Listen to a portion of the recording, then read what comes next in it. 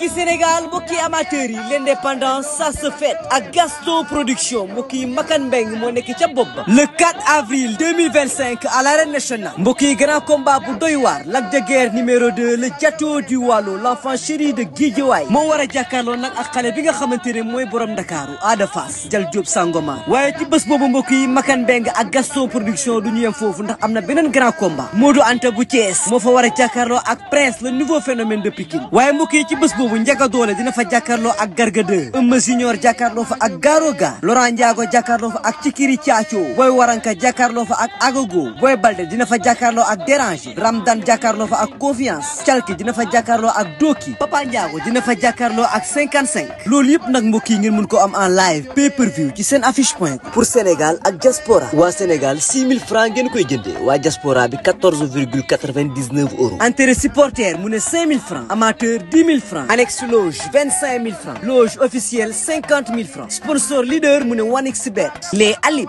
chocolat Dilia la RTS huile Kadi boisson King Café dibiteri Uba restaurant Lukalo la Lonase kon gars yi rendez-vous baa ngi noonu ce 4 avril 2025 ñu jëm arène nationale ñu ànd ci nag ak Gaston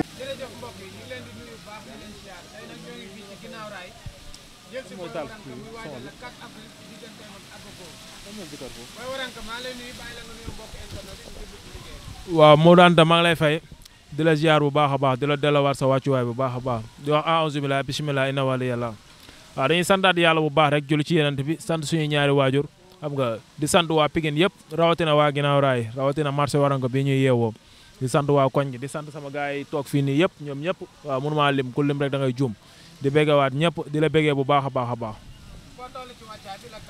waaw la kat daanaka yemm na rek waaw dañu ko waxee bis bi yembees quoi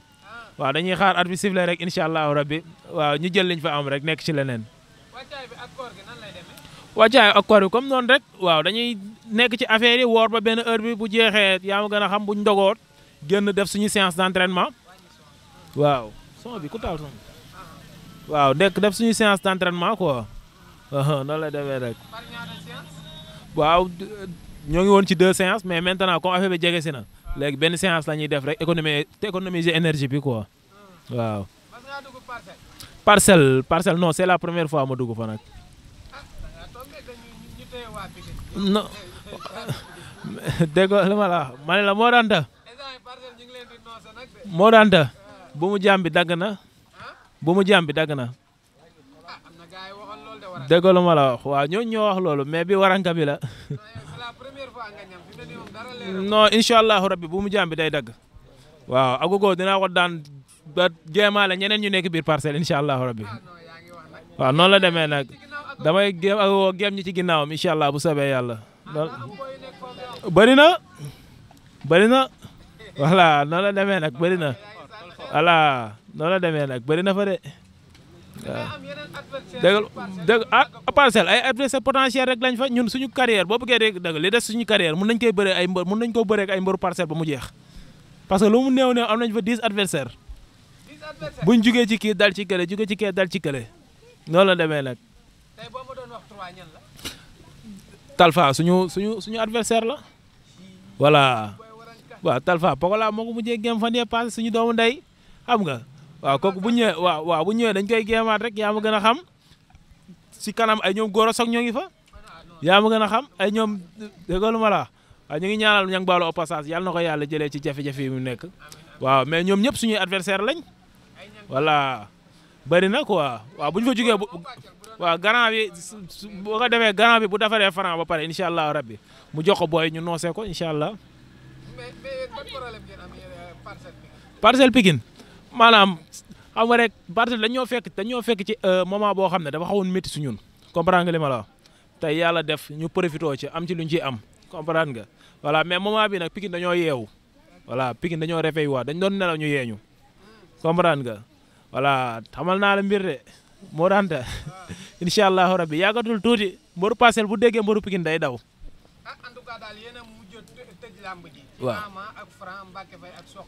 waaw waaw incha allahu rabbi gars yi li may teg seen loxo lu leer lay doon dinaa ko ibbi incha allahu rabbi ak jàmm dinañ defaral Agogo xoolaat ñi ci kanamam incha allah waaw ci mal déggalu ma la noonu la demee nag ay ñoom maanaam parcelle li ma lay wax rek adversaire yi fa bëri ay waajo yu nu mu tëddee ay Ibu Afia ak boo yooyu yëpp waaw mooy loolu xam nga ay Tafa Mbër ñëpp suñuy adversaire lañ barki Seydina Mohamed te bu mu jàmm bi li ma la ko waxee noonu lay demee ci agogo lay dogee jëm ci ñi ci kaw. agogo non umpale wu ma ko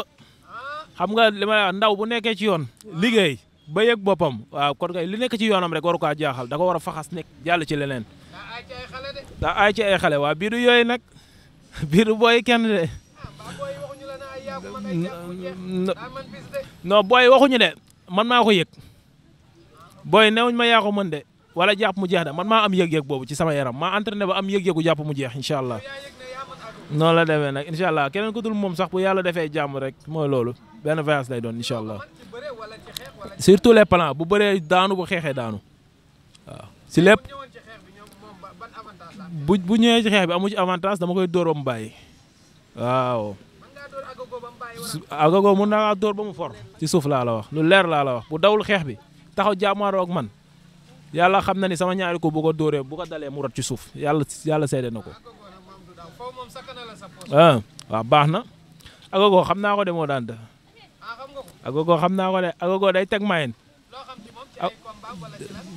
seetaan naa ko bu baax a baax seetaan naa système mi bëree xam naa ko bu baax a baax day teg del day teg mayen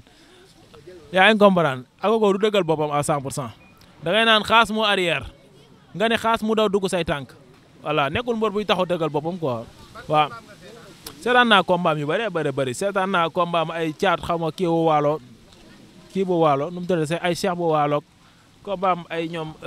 Boy Zil combat ak ay trompeur de maanaam carrière am li ma ci seetaanul ci làmb bëriwul ba ci ay moo ceeli ba ay nokki yaaw ba da jon yëpp seetaan naa ko xam naa ko bu baax a baax moog Siteu bu anteeg yëpp seetaan naa ko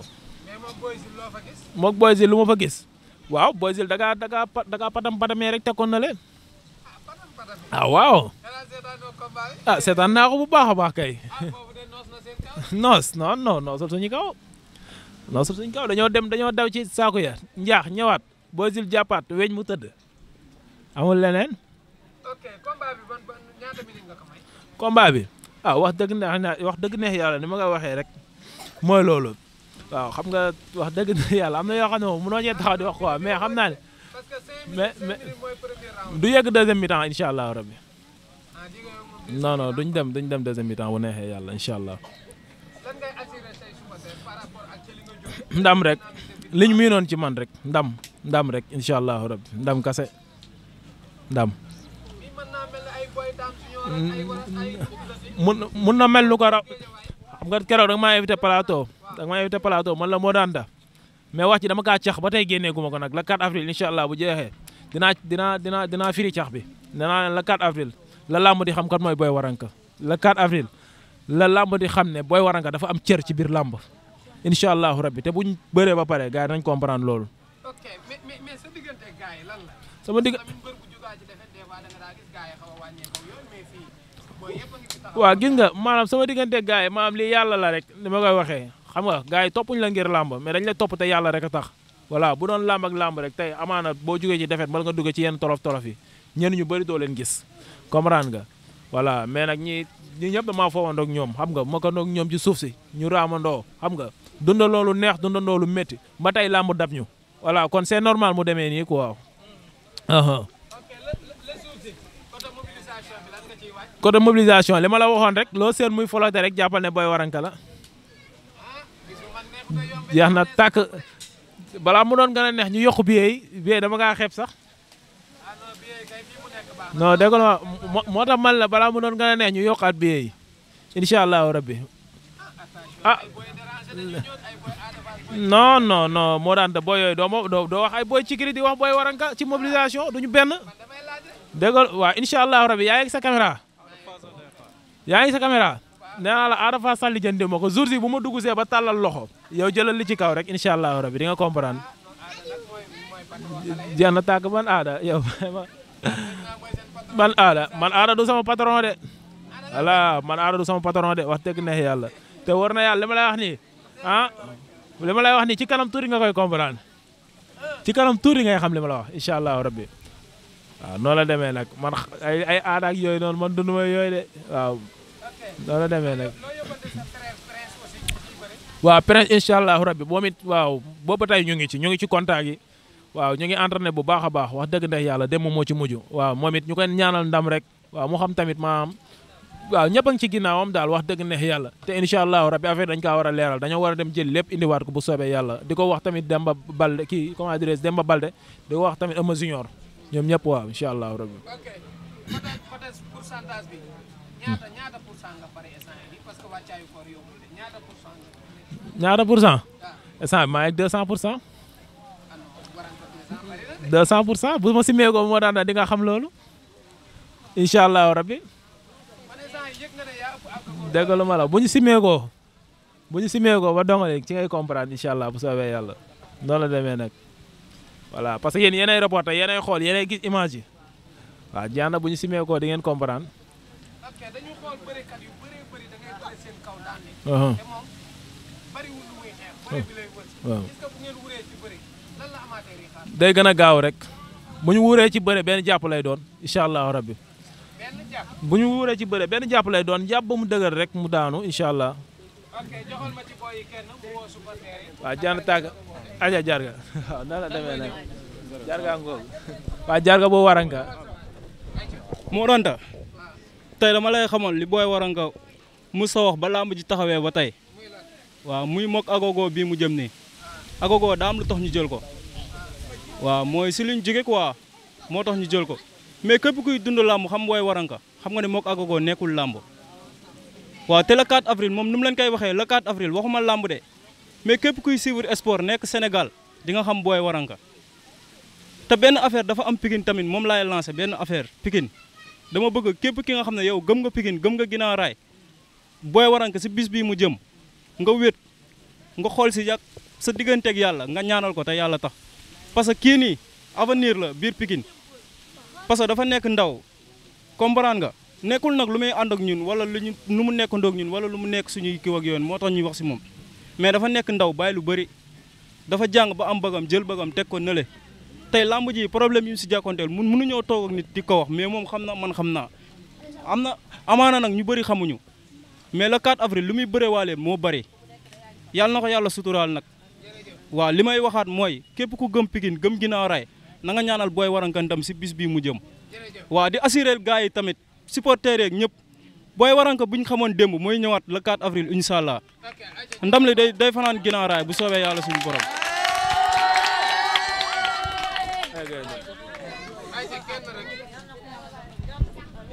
waaw ban heure ngeen di ñëw parce que heure yi changé na de 16h le premier combat bi démarré. waaw booy waranka dafa am loo xamante nii dañ koy lancé waaw lamb da ko war a bàyyi xel kii dafa bokk ci lamb waaw amaana ñi muy bëreel nii sax duñu ay adversaire am amaana am nu mu demee sax moo tax muy bëreel ñii waaw mais lamb ji le 4 avril bu jugee ci lamb ji ci la ko lamb di respecté ci la lamb di xam kan mooy booy waranka billaa wallaay am na ñoo xamante ni adversaire yoo xamante ni dañu war a ñëw jël booy bi jarul ñu koy daw di moytu dañoo war a bàyyi moytu bi lan war a bàyyi ñu ñëw bëreeg booy bi xam lu leen war booy bi nii ñaata combat la am ñaata victoire la am sortie bi jàll rek lay doog a dégg muñal waaw kon amaana am na loo xamante ni waru leen ñuy daw booy bi waaw autorité Guinaw Rail tamit ñoom laay waxal nañ ñëw jàppale booy bi xam ne kii avenir u làmb la lu ko sa waay waxee kii dafa am bac dafa jàng ba am bac bu ko neexoon xoolal tegee na leen làmb ji dem xoolal suivre leneen mais dafa ñëw gëm li muy def prouvé ba yegsi fii nii kon ñu ko war a jël nañ ko jël. jërëjëf joxal ma fa waranka wooteel 13h ñu quitté incha allah rabbi jëm stade 13h30 dinañu fekkee stade bu neexee yàlla noonu la demee nag incha allah. waaw di woowaat ñëpp rek di woowaat waa Guinaw Rail yëpp waaw di nuyuwaat tamit sama waa koñ suñu yaay yeeg suñu papa yeeg ñoom ñëpp wax dëgg neex yàlla waaw gis nañ seen taxawaay si ñun gis nañ tamit coono bi ñuy daj si ñun gis nañ ñaan yëpp wax dëgg neex yàlla waaw ñu wax kaa ñu ñàkk a wax ñoo ngi yëg lépp ñu ngi leen di ñaanal ñoom ñëpp gudd fan wér gu yaram di nuyu suñu grand bi tamit bu baax a baax a baax comme Ousmane Waranka ñu ngi koy bëggee bu baax a baax a baax di bëggee waat gaa yëpp ñoom am banta xam nga bëggee gaa yi ñoom Maas Waranka Mame Saliou Waranka xam nga ñoom Jaasu Waranka ak Bas xam nga di bëggee ñëpp ñoom Pa Aline Kaana Ama sëñ Saliou ak gars yi Baye Dam xam nga sama mafia bi maa leen di bëggee bu baax a baax njool mi maa ngi lay bëggee bu baax a baax di bëggee waat gaa yëpp di woowaat ñëpp di woowaat waa Guinaw Rail yëpp xam nga di woowaat waa Guinaw Rail yëpp di bëggee tamit Amet Ahmed Tailleur moom tamit sama waay la heure mu amee open presse mooy ñëw ba mu naaj si ñëw indil ma xam nga di woowaat ñëpp di woo mafia yëpp bàyyi ñu kenn mafia Bordeaux bi mafia Nantes bi di woo mafia Texas bi mafia Ajal Kal bi xam nga mafia niñ koy waxatee mafia France 2 beeg Sénégal yeeg ñëpp ñu ngi leen a woo bu baax a baax di kontaan si ñëpp tamit voilà noonu la demee nag.